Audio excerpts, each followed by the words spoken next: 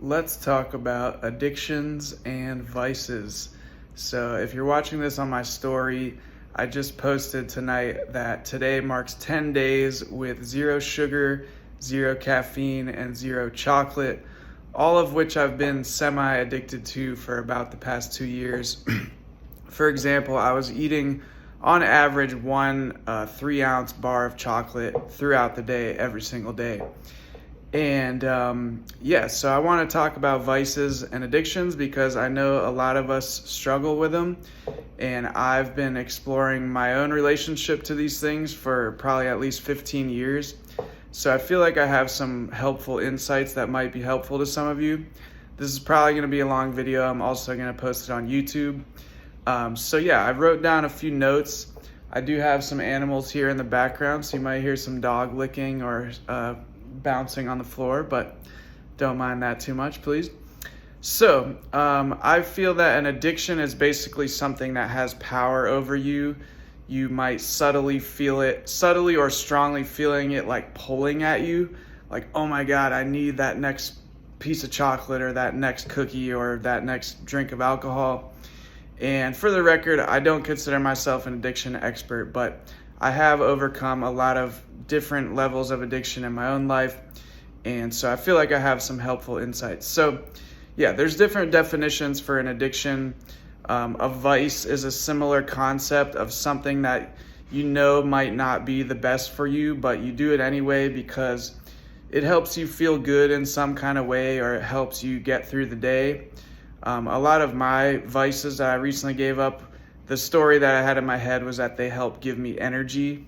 They help me to focus or just, get my work done throughout the day. So if you're struggling with a vice or an addiction, I encourage you to meditate on what the story you have around this thing is and why you feel you need it. And a helpful exercise could be to write down, these are the perceived benefits, the things you get from it. Maybe it helps you relax. Maybe it helps you to socialize with friends, whatever your thing is. I mean, there's a lot of different vices and addictions out there. But make a list of the things, the positive benefits of it, and then also make a list of the potential negative side effects. So for example, for me, I was, semi-addicted to sugar, and it was causing me to have headaches, inflammation in my brain to some degree. And now 10 days with no added sugar, the sweetest thing I've been having is carrots, for example. I feel like my brain is just more relaxed, more chill. It's not feeling stressed. And so sugar really contributes to inflammation in the body, which is why so many scientists say it's bad for us.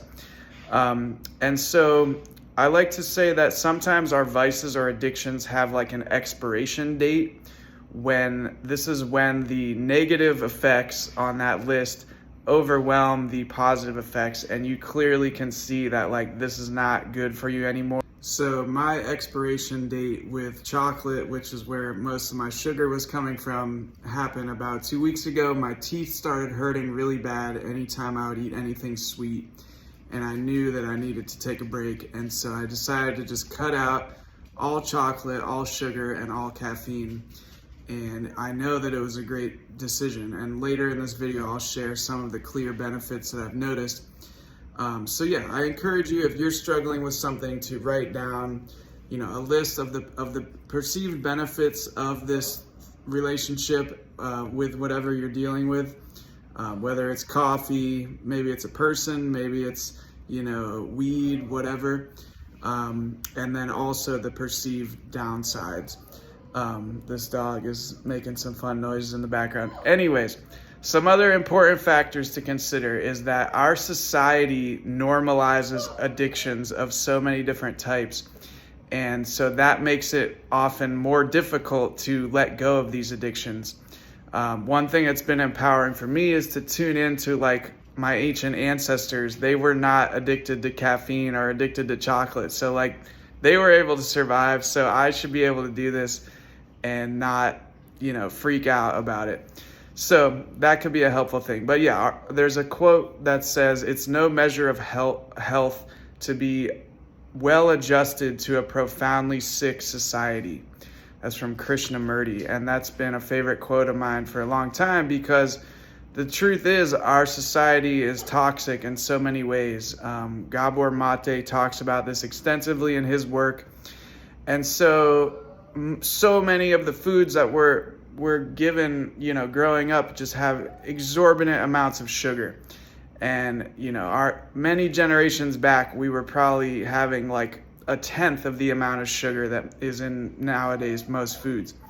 So part of the struggle of breaking addictions or vices is dealing with the fact that we're living in a toxic culture.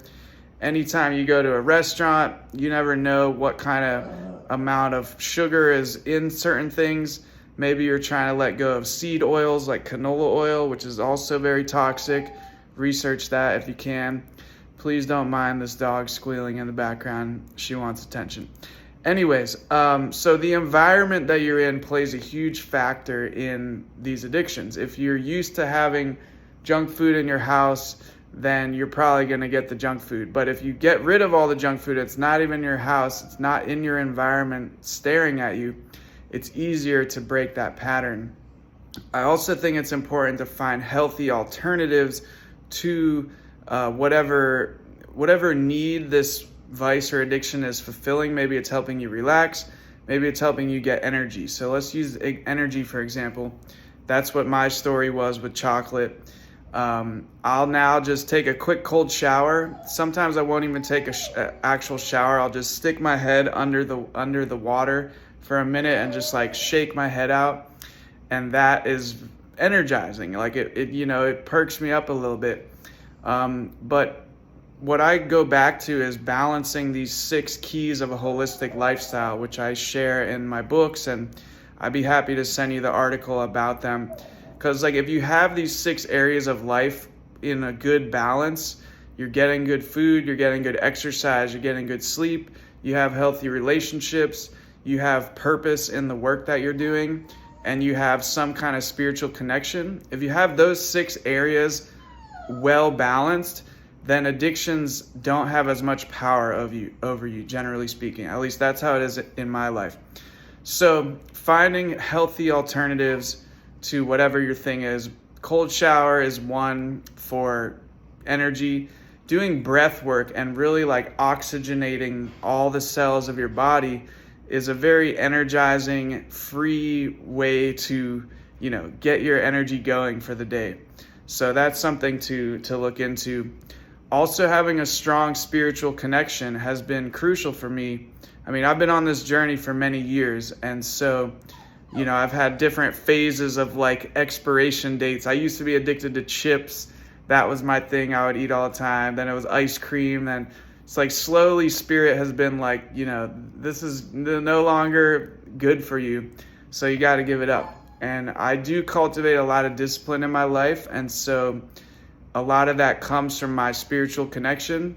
Different people have their different words and terminology for what they connect to, but finding that divinity within yourself and that connection to higher power, higher intelligence can help you to overcome these smaller things like pulling at you, and really just tapping into the power that you have within you. You can overcome these vices. So that's a huge one. Another one is just having purpose. This dog is really going for it. All right, we'll let you outside, buddy. Having purpose in your life is really key towards, overcoming addiction, because if the work that you're doing is not fulfilling you and it's draining you in a big way, you're likely going to turn to vices and addictions to cope with that pain. And I know that our society is broken in a million ways, and most people are just trying to get by, which I understand.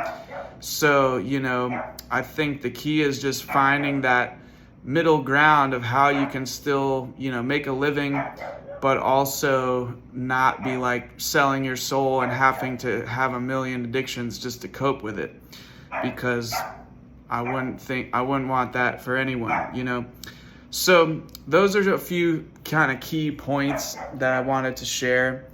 I've been on this journey for many years. I actually went basically over 2 years doing this same diet that I'm on right now. No sugar. I guess I might have been having a very small amount of chocolate, but I was doing, I definitely wasn't nearly as addicted to it as I have been these last 2 years.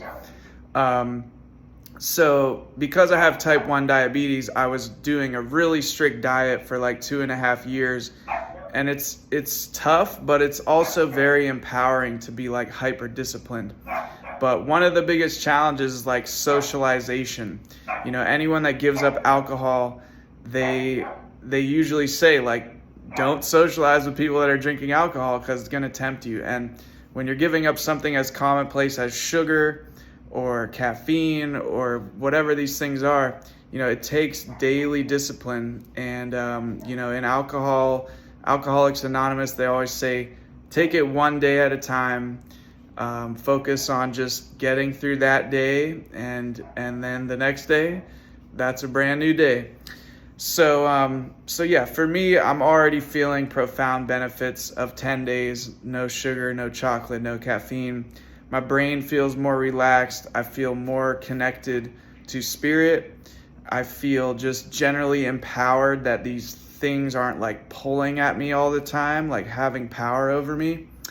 And I'm just really grateful. And I'm hoping to maybe inspire some other people to run some experiments. Like, you don't necessarily have to give these things up forever, but see if you can go a week, see if you can go 2 weeks without these things, because it's humbling to really be honest with ourselves and be like, wow, this substance or this thing has power over me, And so, yeah, that's one thing I really advocate for, is just self-honesty. And that's kind of the first step towards trying to make a change. So if you're still here, thanks for listening. I will be leading a workshop coming up called Holistic Level Up. I'm going to be leading it online on August 7th. And then I'm leading it live in Pittsburgh on August 12th. And we're going to be diving into those 6 keys of the holistic lifestyle that I mentioned. We're also going to have a 30-day challenge of trying to focus on being 1% better in whatever area of life you're focused on. And so we'll have a private group chat to encourage each other. So I'm really looking forward to that. If you're interested, please send me a message. I'd be happy to send you the info, because having a team of people that is encouraging each other is really beneficial if you're trying to start a new habit or change a pattern. So thanks for watching. Feel free to send me a message or a comment if any of this resonated for you. And I'm wishing you the best. I want all my friends to be the most empowered versions of themselves, because that's our birthright. So sending you love, sending you empowerment energy, and have a beautiful day. Peace.